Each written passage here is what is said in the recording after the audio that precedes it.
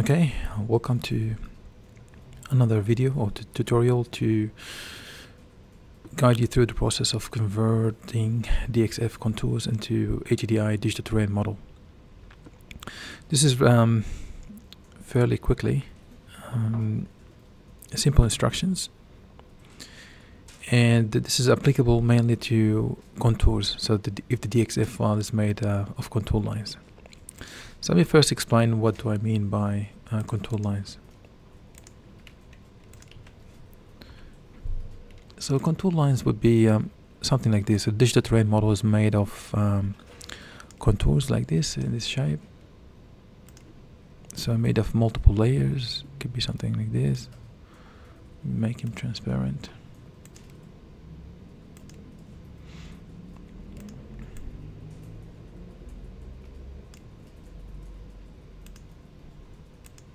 So as you can see, the terrain has been sliced into layers, and each layer has a specific elevation. So this one, for example, if you take that slice, this slice, for example, could be 50-meter height. This slice could be 55-meter height or 51. So normally they are 1 meter step, depending on the resolution. And then this is could be 1 meter higher, and so on. So this is a contour format. So when you receive a DXF file, you need to examine that DXF file, or you need to check what sort of geometry type has been used to produce it. So here I've got a list of DXF files. The one I'm going to consider for this video is the contours based. So this is made of contours. And you can see here the coordinate system has been specified. So this is something extremely important. DXF doesn't accommodate any sort of header information, so we can't tell from the DXF file what coordinate system it's in. We can't tell if it is decimal degrees or UTM projection or GDA or MGA or something like that.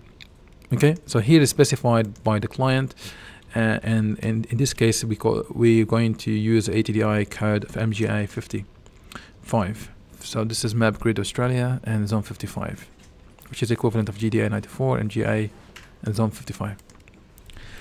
So this is the file I'm going to use for now for this video. There will be more videos to discuss the points for object type or geometry, point geometry. Sometimes people using DXF container or file, but the contents are actually just points. Okay, so points are, it's better to put them in a TIFF normally, not in a DXF, but we have clients who are actually using DXF container to present points of terrain. So I'm going to use this one, the contours. So all we have to do is run HTZ. So the process is entirely automated in HTZ, so you don't need to use ICS map server for the conversion process.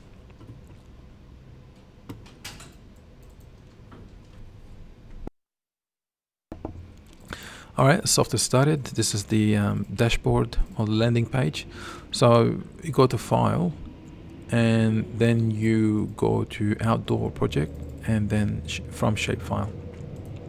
So if we're going to use this approach, the expectation is that you need to have the input in shape format, and right now it's not, it's DXF, so you need to do conversion for this. Now if you're like me, you like to use JS software like QGIS, you could quickly convert it in QGIS. You don't have to, so I'm going to show you how you can do this in HTZ, but it's always beneficial to open the DXF file in a JS software and then understand the contents a bit better. If you just drag it to QGIS, now QGIS is just digesting that file, loading the different properties and the geometries.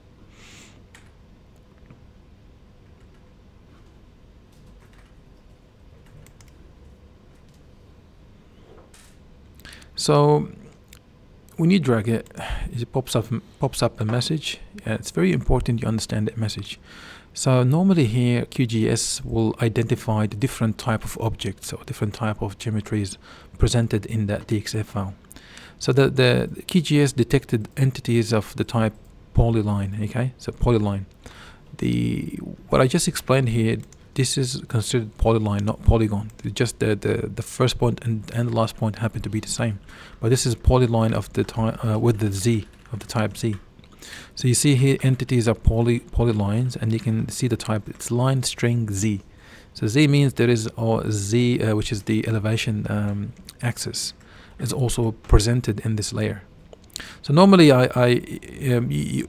sometimes DXF is packing a bunch of other things like points, lines, polygons, and so on. So you see here there's only one type. Otherwise you could have you could have been presented with multiple options here. So I'm gonna just import that layer, double click on it, then import that layer. It can take a few minutes sometimes. Here we go. So these are contours for sure. You can see. So each contour is about normally 1 meter, depending on resolution. 1 meter better than the previous, higher than the previous one. Okay, and so on. So very clear. This is these are contours. There's no points. So we know which process to follow now. We're going to use the outdoor, but I need to convert this to Esri shape. And to do this, you could do it here, or you could use it in HTZ if you don't want to install QGIS at all. So to convert it, you go to the map, and then you go map data converter, and then you use this option here, batch vector converter. So what you need to do here is first you need to, I'm going to uncheck all files, otherwise the software will batch convert all the files in that folder. I don't want that. Now you go and select the contour DXF file you want to convert to shape. Third, you specify the destination. So destination, I'm going to put it in the same place where I have my DXF files. And here is asking you how to identify the EPSG, which is the coordinate code for that source. Now the source in that case is the DXF. DXF doesn't have this information, so that's why I'm going to put here. You can put 0 or you just ignore it. Doesn't matter, because again this is DXF, and DXF doesn't have this information. Now in this converter we have different options. So we can deal with points. So if your DXF file is made of points, you should be using that option here. If it's made of line, use this option. If it's polygons, use that option. So obviously these are lines. So I'm going to use the line option only, and I'm going to uncheck the rest. So that's pretty much it. So if you using different format other than DXF, you want to convert it to shape, then you can specify the Esri, the EPSG code. You see here the EPSG code is 4326 for the WGS84 decimal degrees. So DXF, don't worry about it, 0. So this will take care of the conversion, and the conversion will be produced here. So it's only producing line because that's what I told the software to do. Again, if it's a point, you have to use points. If it's multiple, you could use multiple options. So it's done. You hit enter here to close it. So now we have the shape file produced, and you see there's no project file produced because we couldn't find a coordinate system. So he doesn't know the coordinate system. So here we're going to rely on you and the source who produced or delivered that DXF file to you. You need to know precisely what the coordinate system is. So we're done with the conversion now, and I know the code, like I said, it's MJ55. So now we go to File, Outdoor, and make an outdoor project. So usually contours are for outdoor planning, not for indoor planning. So step number 1, select the shape file you just produced. This is the one, contour, GDA, MGA, blah, blah, blah. So the elevation information, when you use this kind of format, you see in the properties, or you can see in the attributes that this is a line Z. So line Z, and it's not a spatial line, 2D line with the attributes. So the attributes here don't have any elevation information. If you go to the attributes,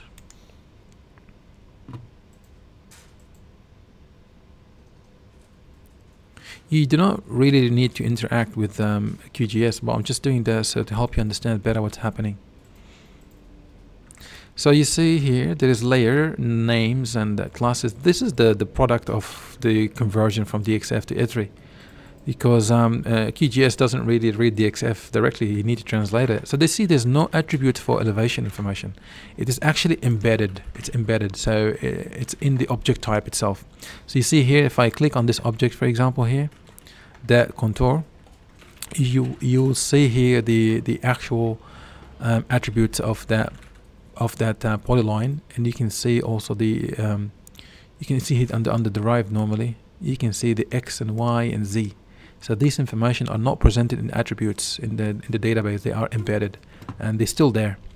So it's the polyline or line of the type Z. So you don't need in this case to select any Z axis, because there isn't a Z axis explicitly defined in the attributes. I'm going to say none. And the coordinate system, I know what it is exactly. It's MGA 55. So you need to specify it. Conversion to meter, which is a scaling process, keep it to 1. All right, you don't want to change the original distance, the original scaling of the file. Now, where we're going to produce the project, the output, the software is going to convert the shapefile into digital terrain model, and going to make a complete project. So you need to go and select the project. So I'm going to save the project in the same location here. So I'm going to give it also the same name. So this is the name of the file. Here we go.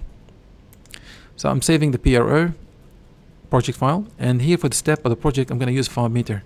So that the new terrain we're going to produce will be based on 5 meter grid, and the coordinate system will also be the same as what we specified here. So this does a number of things. It will create a blank matrix, it will import the contours, it will do the interpolation and give you a finished product effectively. And remember what we said before about the z-axis. The z-axis is embedded, is not explicitly defined in the attributes table. So that's why we're going to import shape z as elevation. We need to check that box. Otherwise the tool is expecting from you to select the specific attributes that has the elevation information. So you can see the expected resampling factor is 1, so there's no problem. Now we can create a blank matrix, or we can create a full project. I'm going to create full project. I would have used this for a different purpose if I'm doing points or something like that, but because my source is contours, I'm going to use this option here. So you will see, well, once we run this process, the software automatically will open a new project. And you can see in the bottom here is importing the shapefile. So it's creating a blank matrix, is importing the shapefiles, and then it will do the interpolation.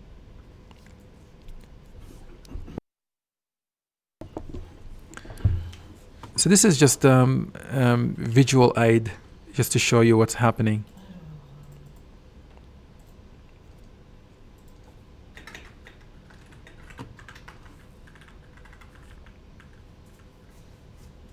Depending on the size of the DXF file, the process can take some time. The file I'm using, I think it's roughly, what's the size of it? It's roughly almost a gig, so it's 751. So it's quite decent.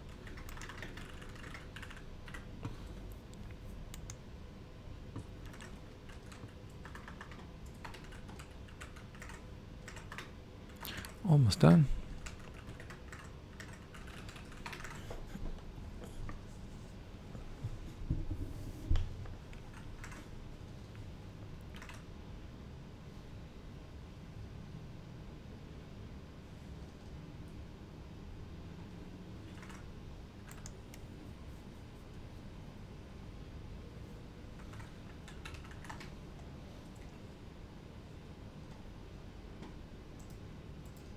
Now it's doing interpolation, pass number 1.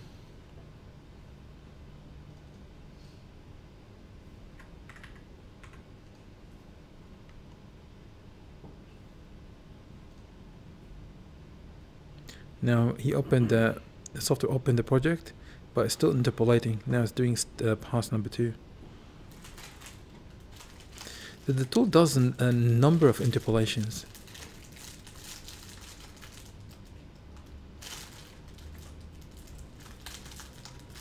Now the main areas are finished. Now you're just doing the edges. Now normally you could stop it at this stage, but I'm just going to let it run.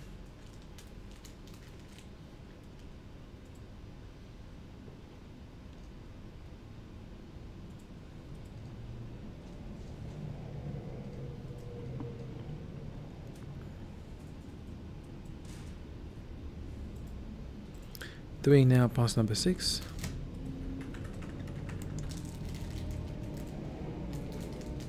Pass number 7. And it's done. Now actually still doing now some last fine tuning. Now it's finished. So I'll go back to the layer here and choose the dim shade, and now zoom in. So you can examine the finished terrain. So this is yeah, completely finished product. So the software went through all the steps and did the range of interpolations in order to fill all these gaps.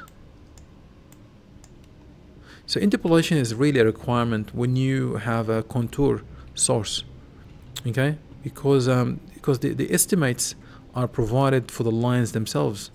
In the area here, normally it's empty, so the tool has to combine because we're using raster as a grid, so we have to fill all the pixel values. So the tool has to interpolate all the values between that contour, for example, and that contour here to estimate the area. So this is now ready. You can Control S and then I save it, and that dim that we produced here is suitable now for further use. So there will be more videos to deal with the different formats, like points, to make this a bit more comprehensive. Thank you.